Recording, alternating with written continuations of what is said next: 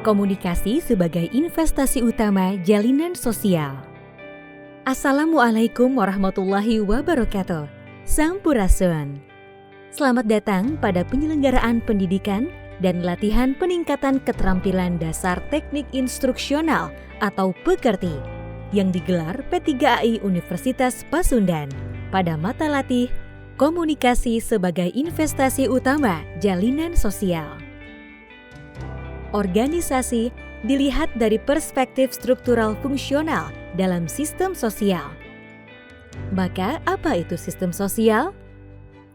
Sistem sosial adalah suatu sistem daripada tindakan-tindakan yang terbentuk dari interaksi sosial berbagai individu yang tumbuh dan berkembang di atas standar penilaian umum atau norma-norma sosial yang disepakati bersama oleh anggota masyarakatnya. Teori fungsional dan struktural adalah salah satu teori komunikasi yang masuk dalam kelompok teori umum atau general theories, sebagaimana terjadinya proses komunikasi efektif. Ciri utama teori ini adalah adanya kepercayaan pandangan tentang berfungsinya secara nyata struktur yang berada di luar diri pengamat dalam komunikasi organisasi. Keseimbangan dalam masyarakat terjadi diakibatkan oleh setiap individu dalam masyarakat memiliki norma-norma sosialnya masing-masing. Tingkah laku mereka terjalin sedemikian rupa dalam suatu struktur sosial. Pengaturan berbagai norma sosial terjadi melalui komitmen bersama atau kesepakatan. Berbagai perbedaan pendapat dan kepentingan dapat diintegrasikan. Mekanisme pengendalian sosial dapat dilakukan dengan proses sosialisasi dan pengawasan sosial atau social control. Lalu, apa itu komunikasi? Komunikasi berasal dari bahasa Latin communis yang berarti sama atau communication yang berarti pertukaran pikiran. Definisi dari komunikasi adalah proses penyampaian informasi, pengertian, dan pemahaman antara pengirim dan penerima. Menurut Thomas Leigh, ada 5 komponen proses terbentuknya komunikasi, yaitu pengirim pesan, sender atau komunikator, pesan yang dikirimkan, message, bagaimana pesan tersebut dikirimkan, delivery channel atau media, penerima pesan, receiver atau komunikan, umpan balik, feedback. Berikutnya, kita akan membahas unsur-unsur komunikasi.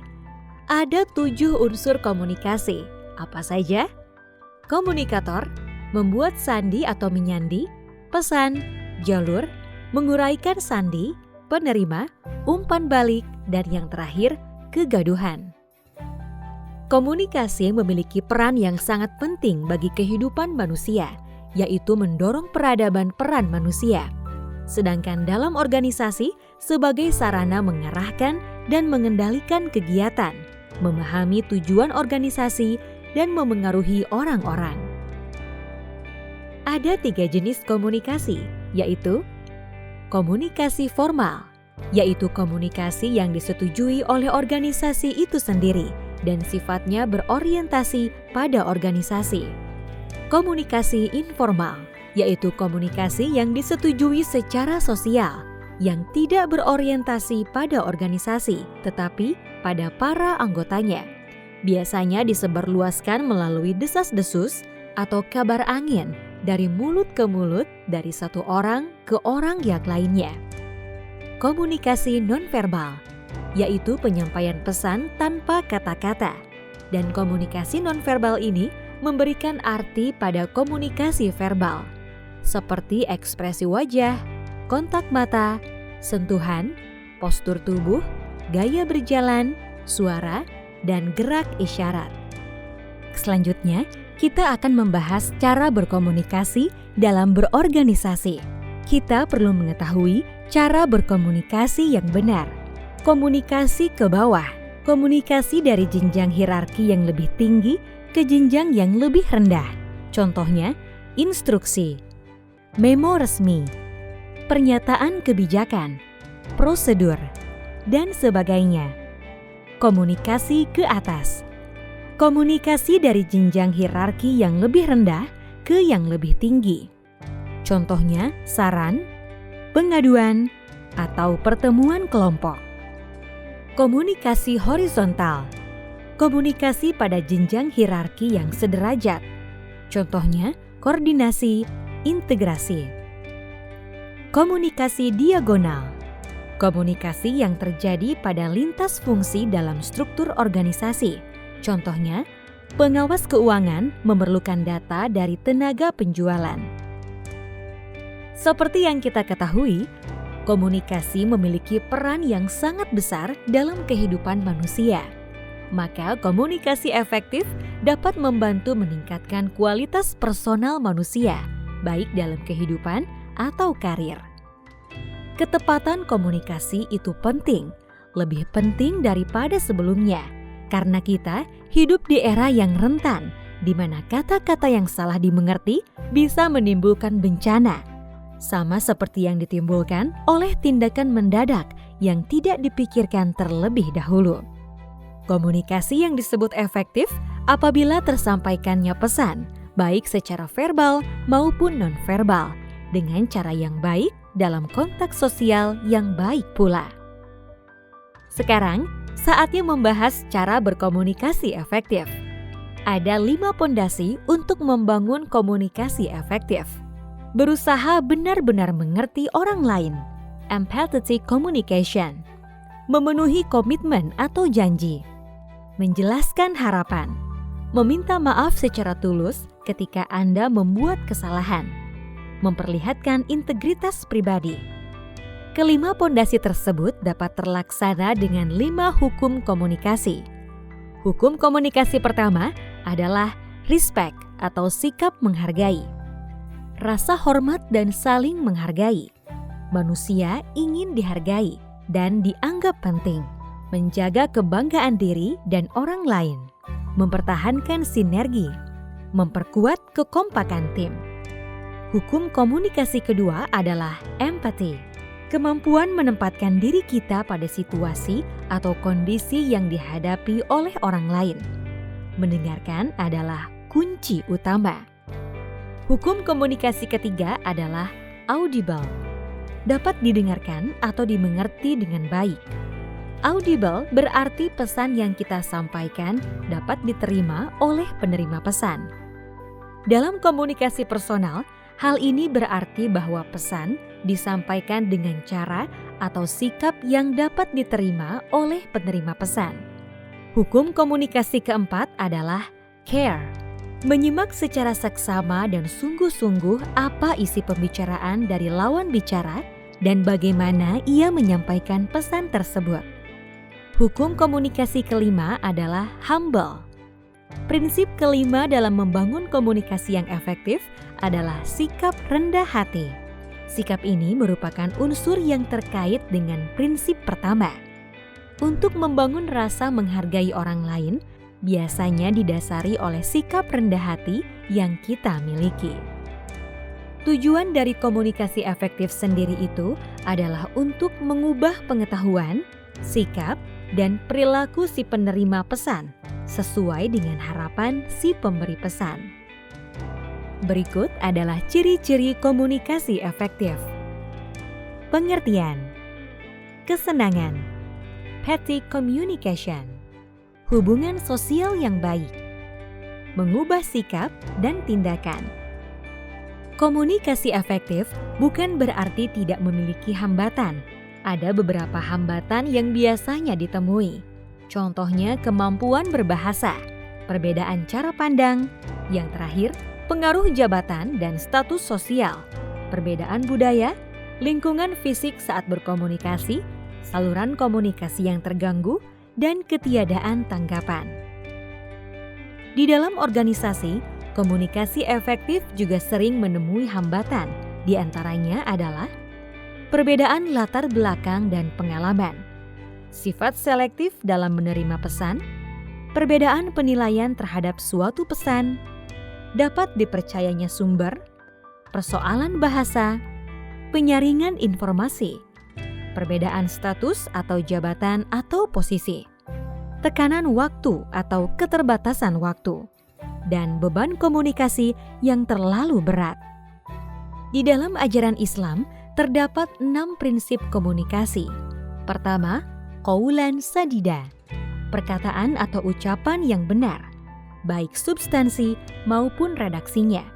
Prinsip ini disebutkan dalam surat An-Nisa ayat 9. Kedua, qaulan baligha, bertutur dengan menggunakan kata-kata yang tepat, lugas dan jelas maknanya, serta komunikatif, sehingga mampu meninggalkan kesan yang mendalam dalam benak dan jiwa.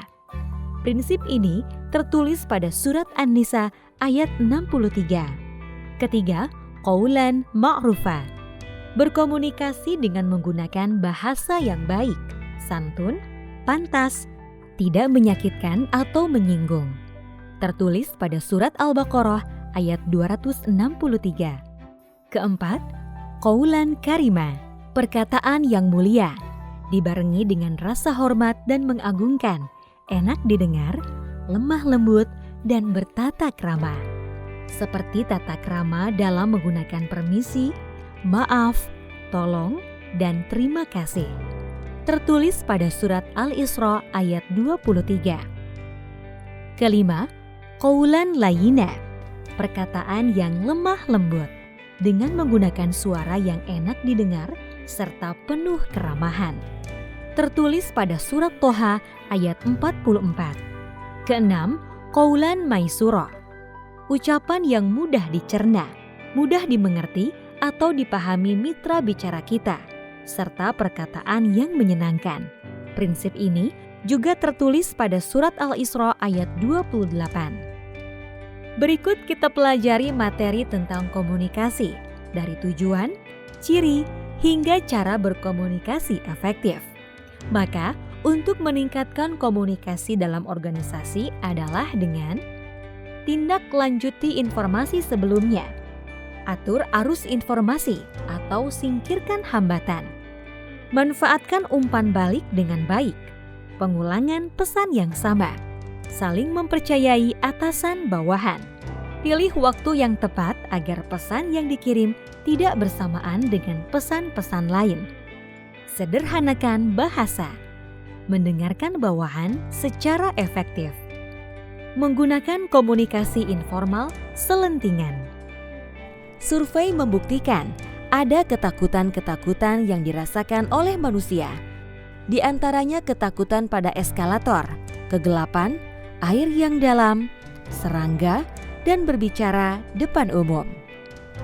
Public speaking adalah kegiatan penyampaian pesan berupa ide atau gagasan secara oral atau lisan. Salah satu bentuk komunikasi di mana seorang pembicara menghadapi pendengar dalam jumlah yang relatif besar dan pembicaraan yang relatif kontinu.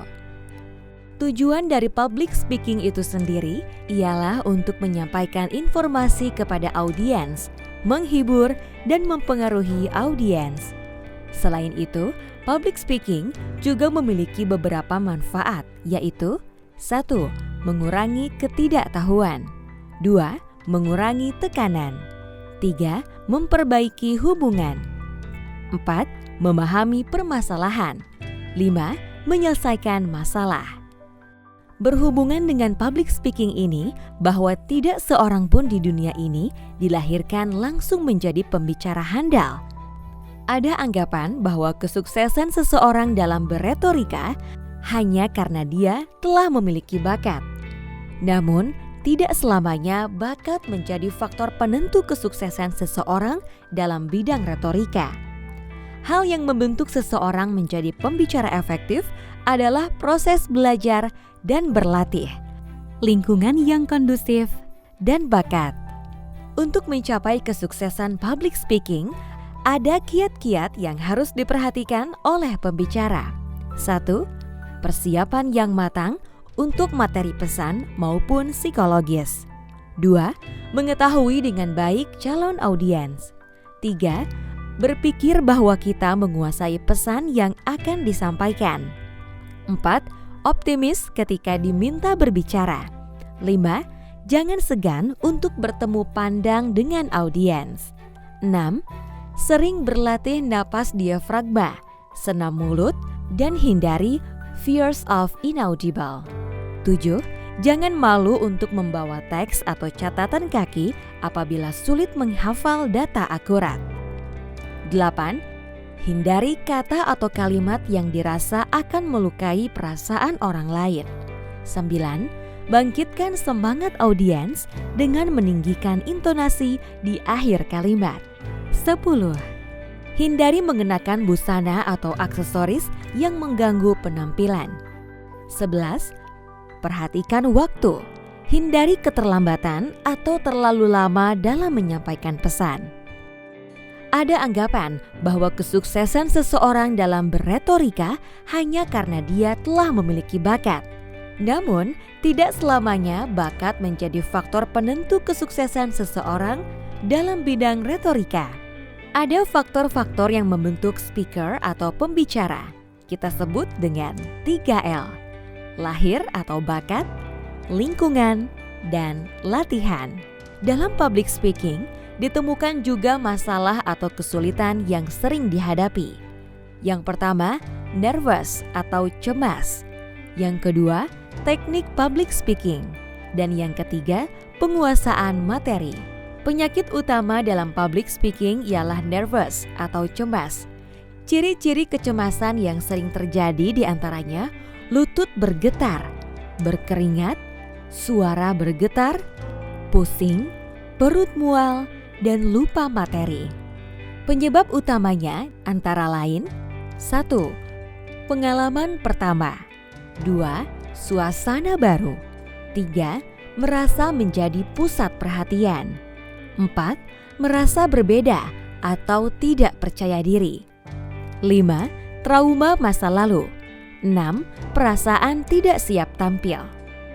Tentu ada cara untuk mengatasi kecemasan yang dihadapi oleh speaker, yaitu 1.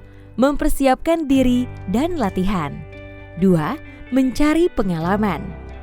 3. Melakukan kegiatan fisik atau latihan olahraga. 4. Menganggap demam panggung adalah hal wajar. Selain itu, ada banyak cara untuk meraih kepercayaan diri.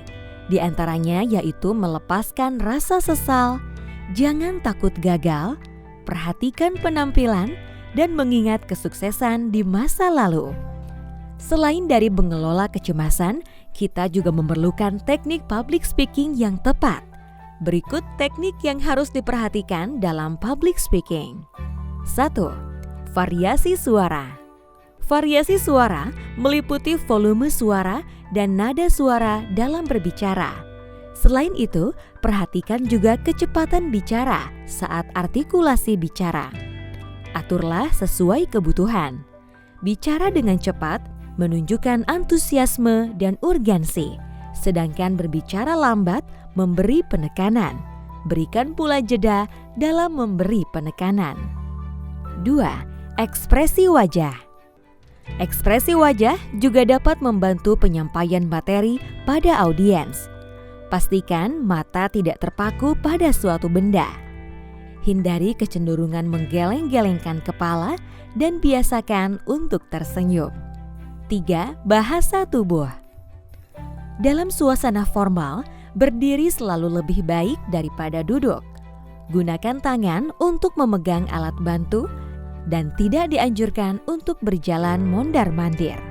Setelah menguasai teknik public speaking, ada beberapa tips untuk merebut atensi dari audiens. Di antaranya, 1.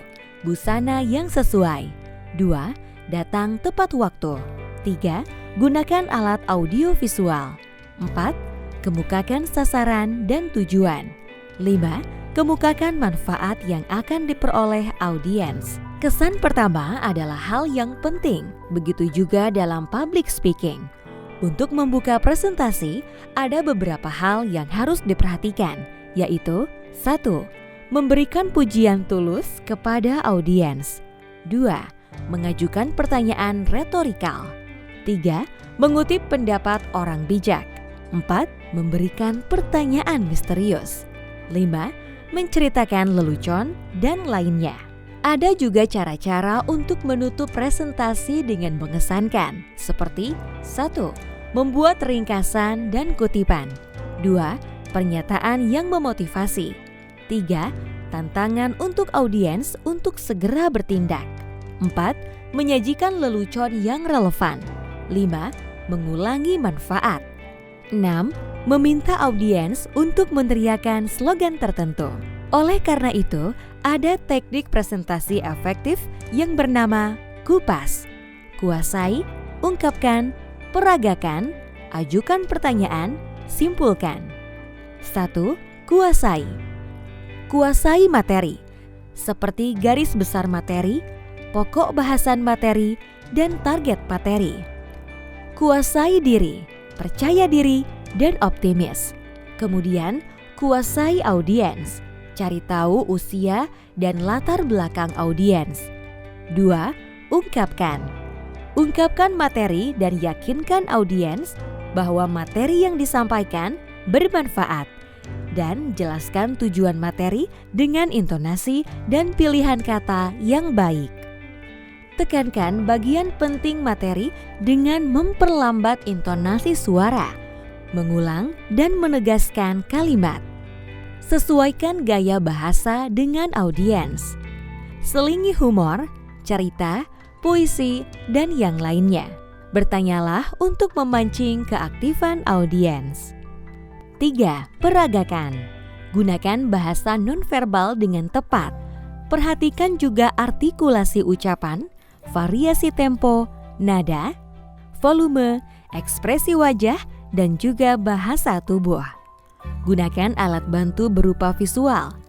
Manfaat dari menggunakan alat bantu visual diantaranya yaitu dapat menarik dan mempertahankan perhatian audiens, mengilustrasikan dan memperkuat kata-kata yang disampaikan, mengurangi distorsi informasi, dan membantu meningkatkan percaya diri. 4. Ajukan pertanyaan. Selain itu, penting untuk mengajukan pertanyaan pada audiens.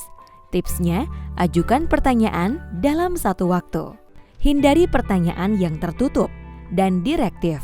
Ajukan pertanyaan yang memungkinkan peserta menunjukkan kepandaiannya dan merangsang interaksi audiens. Untuk speaker, perhatikan jawaban verbal dan reaksi nonverbal dari speaker. Variasikan jawaban yang berbeda, puji jawaban yang benar, dan perbaiki jawaban yang salah tanpa mengkritik atau menyudutkan. 5. Simpulkan.